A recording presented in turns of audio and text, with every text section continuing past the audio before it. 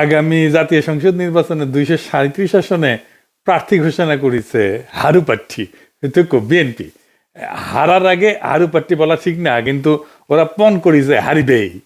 আমার মাঝে মাঝে অবাক লাগে, বিএনপির কি বুদ্ধি যুদ্ধি আছে এমন লোক নাই? এখন অনেকে কইতে পারেন সব বুদ্ধি গেলে আপনারই আছে আর সবাই তেজপাতা। তাহলে আসেন আমরা অঙ্ক কইসা বুঝে দেখি, কেন বিএনপি যা সিট পাইতো তার চেয়ে কম সিট পাইবে এমনি নমিনেশন ঘোষণা করায়। দুনিয়াতে যা রীতি বলে জানি তা অনেক ট্রায়াল আর এররের পরে স্ট্যাবলিশড হয়, প্রতিষ্ঠিত হয়, তারপরে সবাই মেনে চলে। যেমন ধরেন পরীক্ষার আগে গোল জিনিস খাওয়া যায় না, তাই না? আলু রসগোল্লা চমচম করলে খাওয়া যায়, চমচম খাবার পারেন, লম্বা আছে, আলু খেলে পরীক্ষার গোল্লা পাবেন। সেই রকম জাতীয় সংসদ নির্বাচনে কখন প্রার্থী ঘোষণা করা হয় তার কিন্তু একটা রীতি আছে। সেই রীতি কি এবং কেন সেই সময়ে প্রার্থী ঘোষণা করা হয়, আসেন সেটা এটা বুঝে দেখি।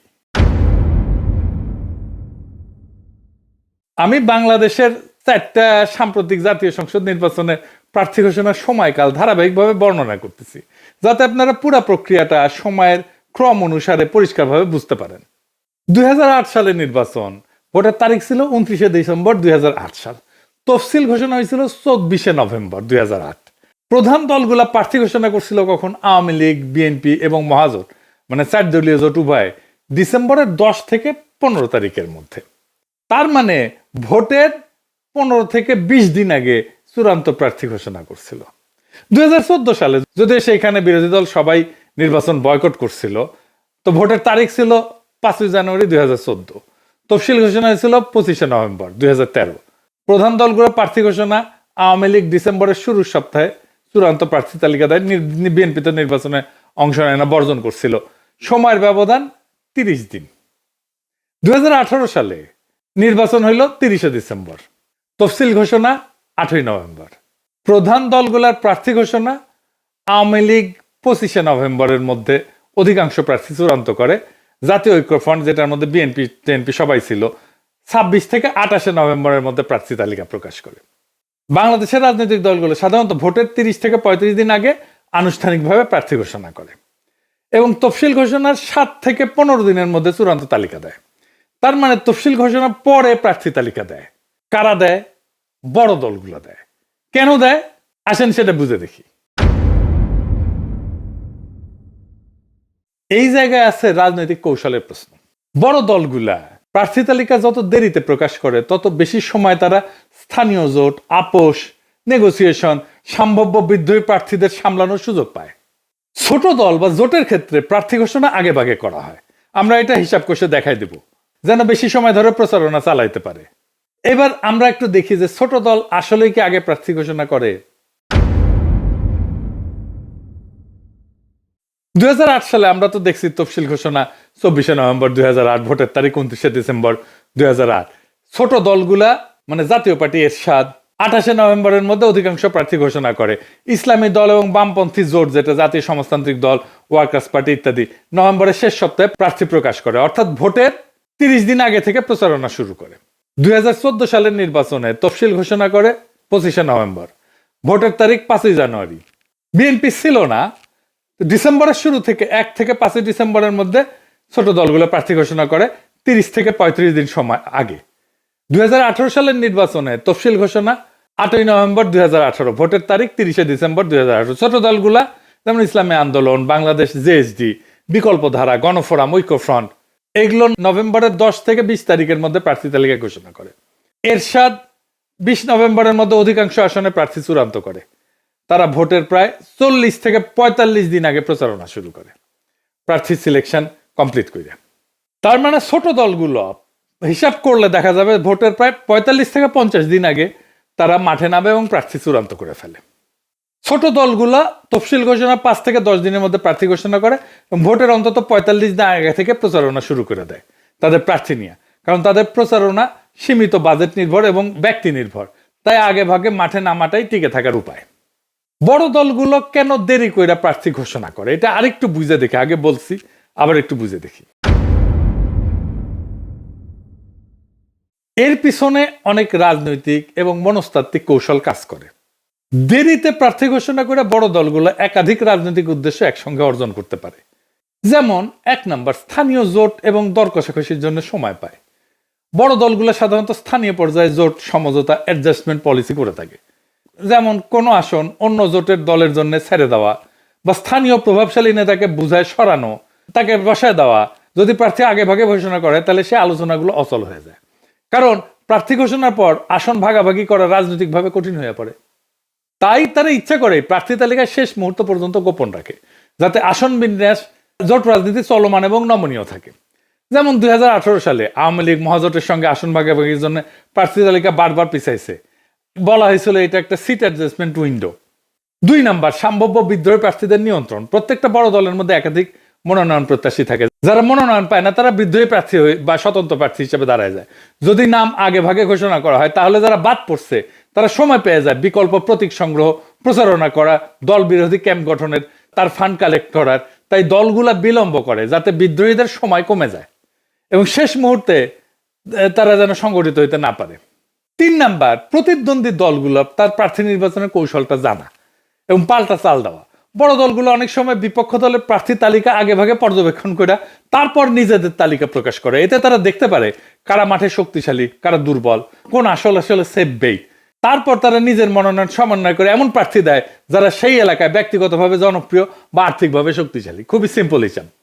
2008 সালের নির্বাচনে আওয়ামী লীগ বিএনপি জোটের প্রার্থী তালিকা প্রকাশের পর কিছু আসনে কৌশলগতভাবে প্রার্থী বদল করছিল। কিন্তু 4 নম্বর, গণমাধ্যমের অ্যাটেনশন ম্যানেজমেন্ট আর কি। প্রার্থী তালিকা প্রকাশ করাটাই বড় দলের জন্য একটা মিডিয়া মোমেন্ট, কিন্তু সাংবাদিক, ভোটার, প্রতিদ্বন্দ্বী সবাই তখন মনোযোগ দেয়।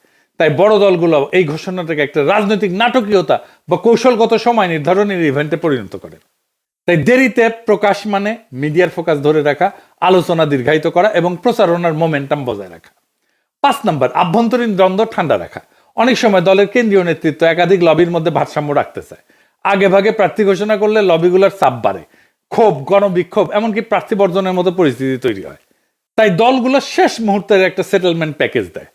কাউকে এমপি প্রার্থী, কাউকে ভবিষ্যৎ পদ, কাউকে প্রতিশ্রুতি দেওয়া দলের ঐক্য রক্ষা করে। নির্বাচনের একটা ইকোনমি আছে। এই নির্বাচনী ইকোনমিটাকে ম্যানেজ করা, এটা প্রভাব কেনাবেচা নিয়ন্ত্রণ করা। যেমন প্রার্থী ঘোষণার পর থেকে ভোট পর্যন্ত অর্থ, প্রভাব, পৃষ্ঠপোষকতা এগুলো সক্রিয় হয়। বড় দল যত দেরিতে প্রার্থী চূড়ান্ত করে তত বেশি তারা অর্থনৈতিক প্রবাহ নিয়ন্ত্রণে রাখতে পারে, নিজেদের নিয়ন্ত্রণে। এবং মানি পলিটিক্স যেটা, এটা অনিয়ন্ত্রিত বিস্তার থাকাইতে পারে, অন্তত আংশিকভাবে। তাই বড় দলগুলোর জন্য দেরিতে প্রার্থী তালিকা প্রকাশ করা কোনো বিশৃঙ্খলা না, এটা এক ধরনের কৌশলগত টাইমিং পলিটিক্স, যেখানে সময়কে নিয়ন্ত্রণ করে তারা আভ্যন্তরীণ সংঘাত, স্থানীয় প্রতিদ্বন্দ্বিতা এবং নির্বাচনী ক্যালকুলেশন এটা নিয়ন্ত্রণ করে। তফসিল ঘোষণার দিন থেকে ভোটের দিন পর্যন্ত বড় দল টাইম ম্যানেজমেন্ট করে প্রতিদ্বন্দ্বীদের চাইতে আগায় থাকে। বিএনপি আগে প্রার্থিতা ঘোষণা করে ছোট দলের মতো আচরণ করে ফেললো, আভ্যন্তরীণ কোন্দল বাড়ায় দিল, বিদ্রোহী প্রার্থীদের সংগঠিত হওয়ার সুযোগ দিল। ধরেন কুমিল্লার হাজী আমিনুর রশিদ ইয়াসিন, কুমিল্লার 6 আসনে বিএনপির মনোনয়ন পায়নি। ওনার সমর্থকেরা রাস্তা অবরোধ করে বিক্ষোভ করতেছে, দেখেছেন স্লোগান দিচ্ছে কি দেখেন। মির্জা ফখরুল, তারেক রহমান কাউরে বাদ দিচ্ছে না। শুনান এইটা সাহেব।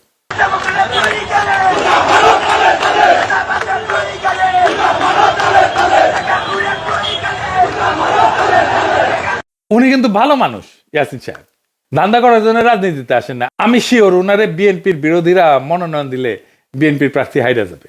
লক্ষ্মীপুর স্যারে আসম আব্দুর রবের জন্য এবিএম আশরাফুদ্দিন নিজানরে মনোনয়ন দেয় না। ওই সিটে আসম আব্দুর রব গোহারা হারবে যদি নিজান সাহেব অন্য মার্কা নিয়ে দাঁড়ায়। আমার হিসাবে বিএনপি 40 থেকে 50টা সিট হারাবে। এইভাবে বিদ্রোহী প্রার্থী অন্য দলে ভিড়ে যাবে।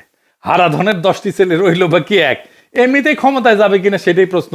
তার মধ্যে ভুল কৌশলে সিট হারানোর কাম করলো, মানে মোটে মা রাধে না তপ্ত আর পান্তা।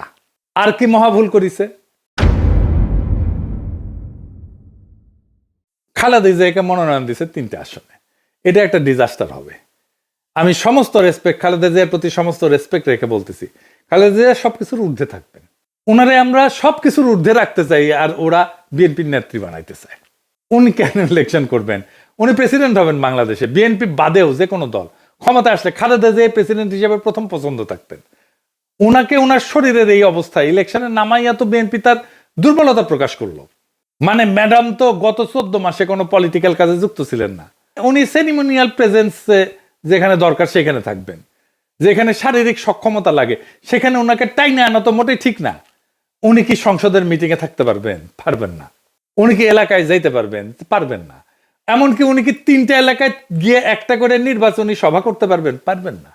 এমপি হওয়ার কাজ তো সিরিয়াস ফিজিক্যাল স্ট্যামিনার কাজ। তাহলে বিএনপি কেন ওনারে ভোটে দাঁড় করাইলো? করুণা বা সিম্প্যাথি ভোট পাওয়ার জন্য।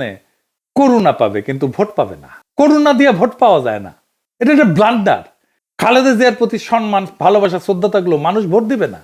সে একজন কর্মক্ষম নেতা চায়। সে এমন নেতা চায় না যে শারীরিকভাবে দুর্বল। খালেদা জিয়া কখনো হারেন নাই। বিএনপি উনারে হারিয়ে যাওয়ার ব্যবস্থা করছে।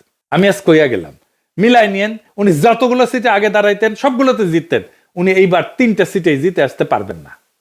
আমার কথাটা মিথ্যা হইলে আমি সবচেয়ে খুশি হইতাম, কিন্তু তা হইবে না। এই বুদ্ধি কার মাথা থেকে আসছে কে জানে। ও যার মাথা থেকে আসছে ওরা খুঁজে বের করা দরকার। ওরা ইলন মাস্ক কেন টোকায় না? ওর টোকায় নিয়ে যাওয়া দরকার। ওর তো বাংলাদেশ ওর জায়গা না। আর কি ভুল করিছে? ফজা পাগলারে নমিনেশন দিছে। ফজা পাগলার মতো যত পাগলামো, মুজিব বন্দনা, আওয়ামী রাজনীতি সবকিছু ওন করিছে। আর এক মুজিব সানা হাবিবুর রহমান, হাবিবুরও নমিনেশন দিছে। মানে মুজিব সানাদের পুনর্বাসন করেছে শক্তভাবে, যেন আওয়ামী ন্যারেটিভ চালাইতে পারে। মাদারীপুর একে একটা কাঁচা গুড়ে নমিনেশন দিচ্ছে। দেখেন ছবি, দেখান এডিটর সাহেব, দেখেছেন। এবার ভিডিও দেখেন। ধন্যবাদ জানাচ্ছি, আমাদের সকলকে ধন্যবাদ জানাচ্ছি। সবাই ভালো থাকবেন। তারেক রহমান জিন্দাবাদ, ম্যাডাম খালেদা জিয়া জিন্দাবাদ, জিয়া রহমান শহীদ হোক, জয় বাংলা। দেখেছেন কাক নমিনেশন দিছে, ক্যাঙ্কা নমিনেশন দিছে। এই নমিনেশনে বিএনপির হারা আরো কাশা আসছে। এইটা সাহেব এটা চাকভুম গানবি। না হাঙ্কারে না দুঃখ পাওয়া উচিত। দুঃখ আপনারাও দুঃখ ভাব করেন। এইটা সাহেব সানাই বাঁচবি, দুঃখের সুর। আর হ্যাঁ, শেখ রুমিনুর রহমান নমিনেশন পায় নাই, এজন্য খুশি হয়েন না।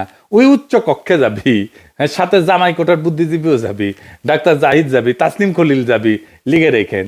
আজকে কয়ে দিলাম, বিএনপি সরকার গঠন করুক বা না করুক, কিছু সিট তো পাবে উচ্চ কক্ষে।